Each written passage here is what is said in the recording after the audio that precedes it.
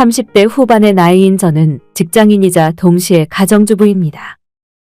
20대 때 미국으로 유학을 조금 길게 다녀왔고 그 이후로는 친정 아버지 회사에 들어가서 지금까지 계속 일을 하고 있어요. 오늘 제가 사연을 보낼 이야기는 지금으로부터 몇 년 전에 있었던 일이에요. 저는 어릴 때부터 공부에 욕심이 굉장히 많은 아이였습니다. 단순하게 학교 공부뿐만 아니라 세상이 어떻게 돌아가는지 알고 싶어서 항상 여가 시간에 책을 읽고 있었죠. 중고등학교 때 공부를 하면서도 항상 미국에서 대학 생활을 경험을 해보고 싶었고, 그래서 미국 대학 입시 공부 외에도 영어회화 역시 꾸준하게 공부했습니다. 제가 그런 꿈을 꿀 수 있었던 건 다행히 유복한 집안의 외동딸이었기 때문에 하고 싶다고 생각하는 건 부모님이 다 지원을 해주실 수 있었습니다.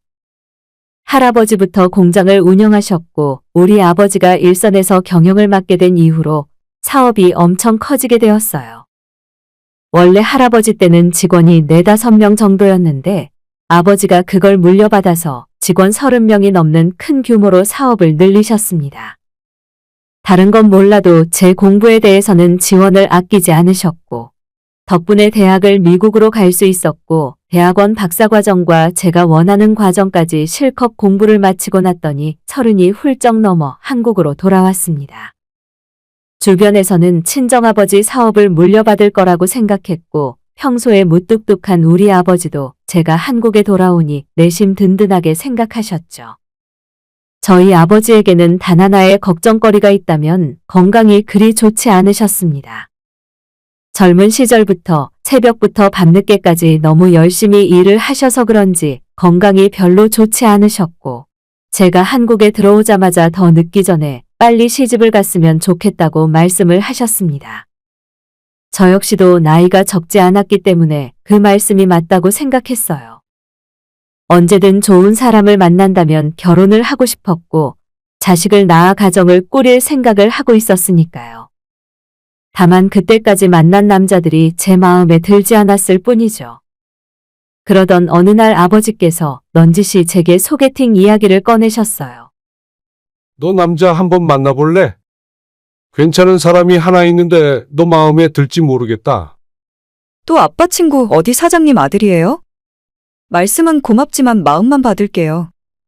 난 돈 보고 결혼할 생각 없고 아나무인 버릇 없는 남자는 더 싫어요. 그럼 괜찮겠네. 내가 약속 잡을 테니까 한번 만나봐라. 아버지가 소개해준 남자는 저희 부모님 회사보다 조금 더 큰 중소기업을 경영하는 어떤 사장님의 막내 아들이라 하더라고요. 처음에는 여느 버릇 없는 부잣집 도련님인 줄 알고 소개팅을 하고 싶지 않았어요. 그래도 아버지의 설득 끝에 마지못해 한번 만나보기로 했습니다. 그런데 별기대 없이 만난 남자는 뜻밖의 참 좋은 사람이었어요. 겉모습부터 명품이나 허세 부리는 것 없이 그저 깔끔한 차림이었고 대화를 해보니 소탈한 성격도 정말 좋았습니다. 저도 명품을 별로 안 좋아하고 돈 있는 티를 못 내서 안달난 사람처럼 덕지덕지 두르고 다니는 사람을 정말 싫어해요. 그런데 이 남자는 명품 하나 없는 차림에 식당을 가던 카페를 가던 직원들을 대하는 태도에 예의가 담겨 있어서 좋았습니다. 그날 이후로 진지하게 만남을 시작해서 8개월 후에는 결혼을 준비하게 되었어요. 처음으로 시댁에 인사를 드리러 가는 날, 이 남자가 제게 한 가지 이야기를 하더라고요. 혹시 자기가 놀랄까봐 하는 말인데 우리 부모님이 많이 검소하시거든. 집이 좀 낡았는데 놀라지 않았으면 좋겠어. 저는 그게 무슨 상관이냐 말했고 실제로 가보니 저희 집과 비교했을 때 정말 집이 낡고 소박한 느낌이긴 했어요. 아파트가 아니라 3층짜리 건물에 살고 있었고 1층은 상가, 2층은 전세를 주고 3층을 가정집으로 쓰고 계셨습니다. 본인들 건물이긴 하지만 많이 낡아서 건물주라는 느낌은 전혀 없었습니다. 하지만 저는 오히려 그런 시댁의 모습이 더 마음에 들더라고요. 우리 부모님도 그랬지만 예비 시부모님도 쓸데없는 허세 없이 근검절약하며 살아오셨구나 싶었으니까요. 얼마 후 상견례까지 성공적으로 마치고 결혼 준비를 시작하게 되었는데 다른 건 몰라도 신혼집만큼은 우리 친정부모님이 준비하겠다고 말씀하셨죠. 지금으로부터 약 10여 년 전 분당에 주상복합 아파트를 투자 개념으로 사두신 적이 있었는데 계속 전세만 돌리고 있었고 지금 시세는 25억이 넘는 곳이었어요. 저희 친정집은 그렇게 비싼 집도 아니었고 부모님도 생각보다 집값이 너무 올라서 팔아야 하나 말아야 하나 고민을 하시다가 제가 결혼할 때 주기로 마음을 먹고 계셨던 거죠. 어차피 우리 남편이 막내 아들이라 이 정도 집을 시댁에서 해주기가 부담스러울 것 같아서 아예 처음부터 신혼집은 저희 쪽에서 하겠다고 말씀을 드렸습니다. 처음엔 부모님이 고생해서 모은 재산을 저 결혼할 때 주시는 것 같아서 죄송스러웠지만 부모님은 외동딸 결혼하는데 이 정도는 해주고 싶으시다며 어차피 그 집은 이제 자기들한테 골칫덩어리나 마찬가지라 하셔서 받게 되었죠.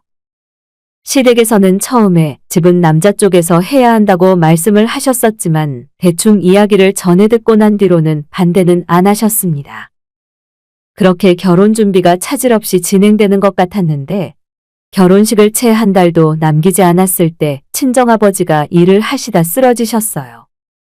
다행히 바로 병원으로 옮겼고 심각한 상황은 아니라서 이틀 만에 퇴원을 하시긴 했지만 저는 혹시나 하는 마음에 건강이 회복될 때까지 결혼을 몇 달 미루고 지켜보자고 제안을 했죠. 하지만 예비 신랑과 저희 시댁은 오히려 아버님 건강이 우려되는 상황이면 결혼을 더 서둘러서 제 날짜에 하는 것이 맞다고 하는 겁니다. 나름대로 일리가 있는 말이라는 생각이 들었지만 당장 큰 병이 생긴 건 아니라서 몇 달만 결혼을 미루자고 강력하게 주장했습니다. 날짜도 다시 정하고 약 6개월 정도의 시간을 뒤로 미루게 되었습니다. 원래 들어가기로 했던 신혼집은 이미 전세입자를 내보내고 빈집으로 된 상태였고 예비 신랑 쪽에서 혼수까지 주문을 다 해놓은 상황이었어요. 하지만 결혼식을 반년이나 뒤로 미뤄놓았는데 어느 날 빈집에 문제가 없나 확인하러 제가 가보니 시댁 식구들이 그 집에 들어와 살고 있는 게 아니겠습니까?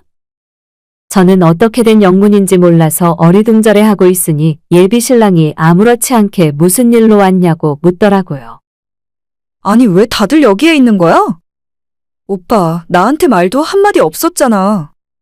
아니, 우리 부모님 집을 이참에 리모델링 하기로 했거든. 공사 끝날 때까지만 지내시기로 했어. 그럼 여기 말고 호텔 같은 곳으로 모시지. 안 돼. 우리 부모님 쓸데없이 돈 쓰는 거 싫어하시잖아. 그냥 공사 끝날 때까지만 대충 지내면 되는데 뭐. 아무리 그래도 그렇지.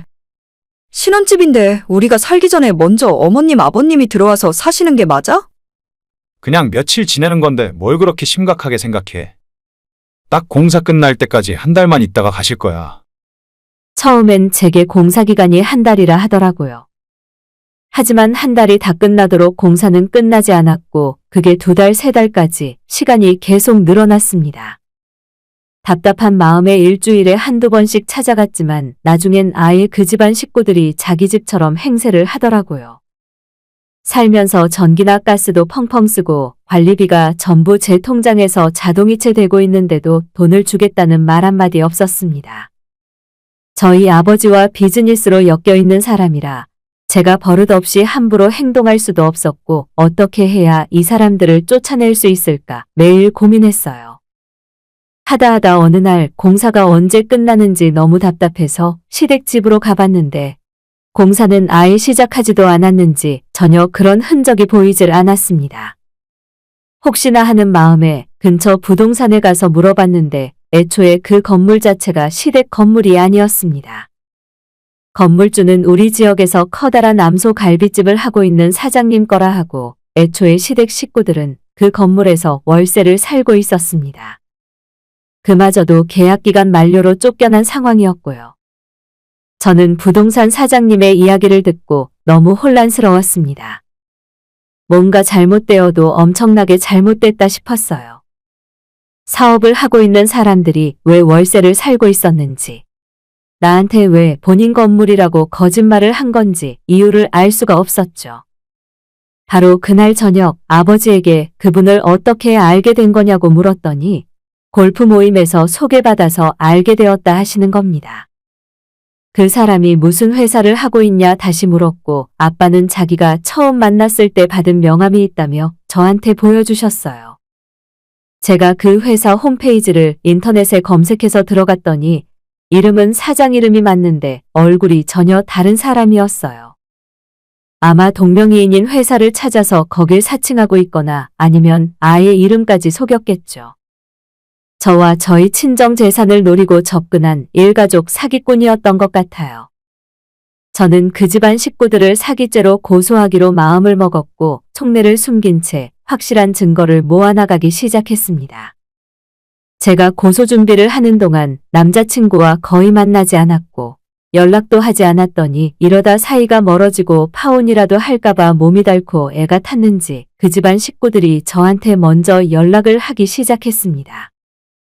요즘은 왜 안 놀러 오니? 우리가 빨리 집 비우고 나갔으면 좋겠지? 공사도 거의 끝난 것 같고 안 그래도 다음 주 정도면 나갈 수 있을 것 같아. 제가 묻지도 않았는데 먼저 연락해서 자기들이 금방 나갈 테니 조금만 더 기다려달라는 소리를 하더라고요. 그러거나 말거나 저는 이미 그 인간들의 실체를 알아버렸기 때문에 무슨 소리를 하더라도 좋게 들리지 않았어요. 혹시 너희들 두 사람 싸우기라도 했니? 안 되겠다. 결혼을 하려다가 자꾸 미뤄지니까 안 좋은 것 같아. 일단식은 나중에 하더라도 혼인신고라도 먼저 하자. 어떻게든 엮고 싶었는지 혼인신고부터 하라는 말까지 하더군요. 저는 그 사람들을 안심시키며 전혀 아무 문제 없으니 필요할 때까지 그 집에 편하게 지내라고 말을 했습니다. 물론 그 사이에도 고소 준비는 착실하게 진행하고 있었어요. 그렇게 또다시 며칠이 더 흘렀고 그 사이에 그 집안 식구들끼리 무슨 작당을 했는지 이제는 저한테 대놓고 돈 이야기부터 꺼내기 시작했습니다. 신혼집 지분을 자기 아들이랑 공동명의로 해달라는 소리부터 시작해서 사실 제가 마음대로 결혼을 미룬 것 때문에 자기들이 피해본 것이 이만저만이 아니라면서 그 보상을 해달라는 헛소리를 하는 거예요.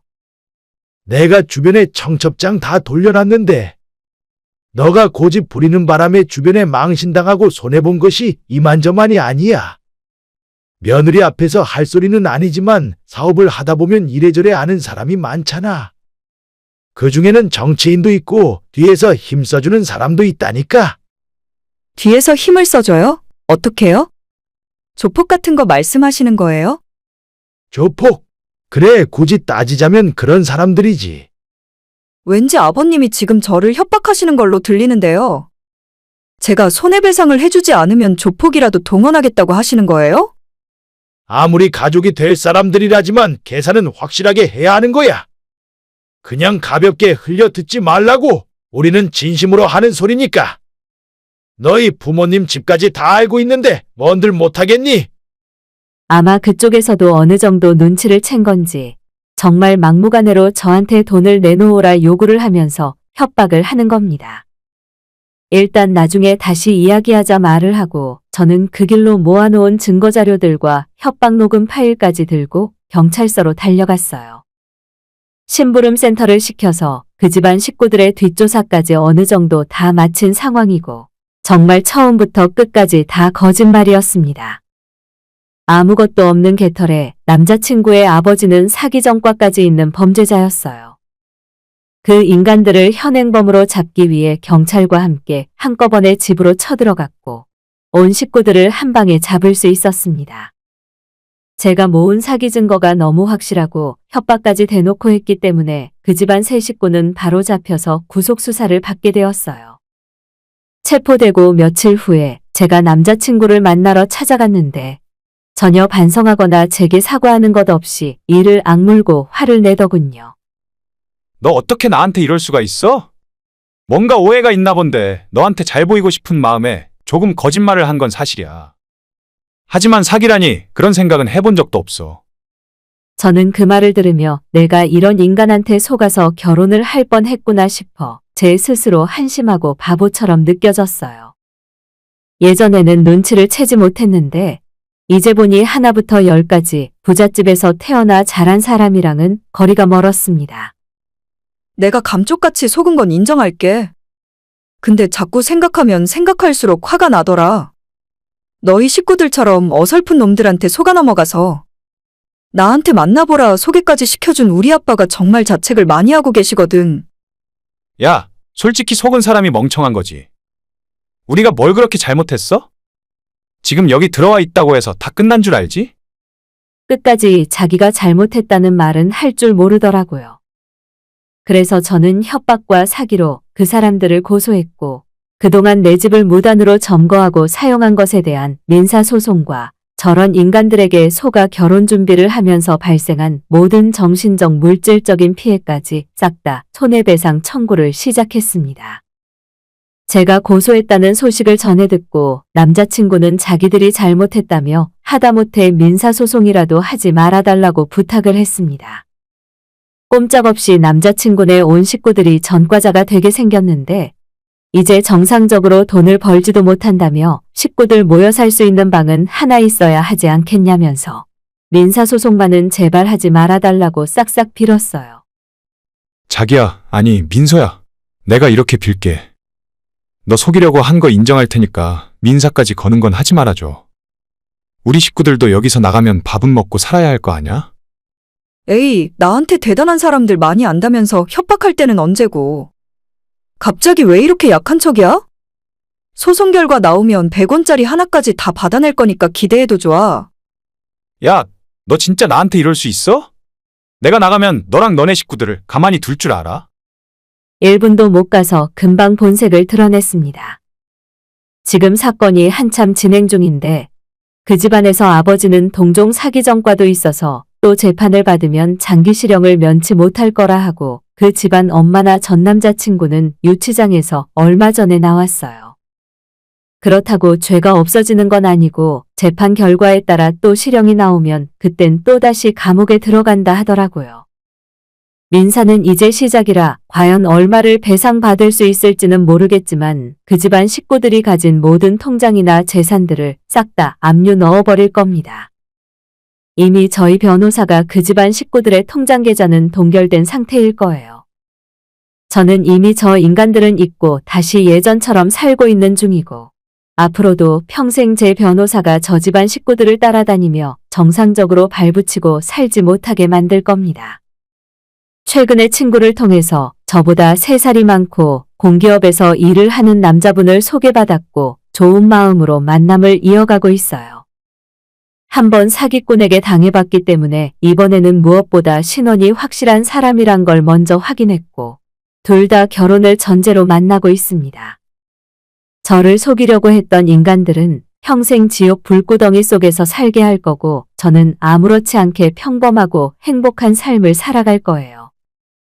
이제는 정말 좋은 사람 만나서 결혼하고 싶고 부모님에게 행복한 모습만 보여드리고 싶네요. 오늘의 사연은 여기까지입니다. 구독과 좋아요, 알람 설정 부탁드립니다. 다들 행복하시고 좋은 하루 되세요.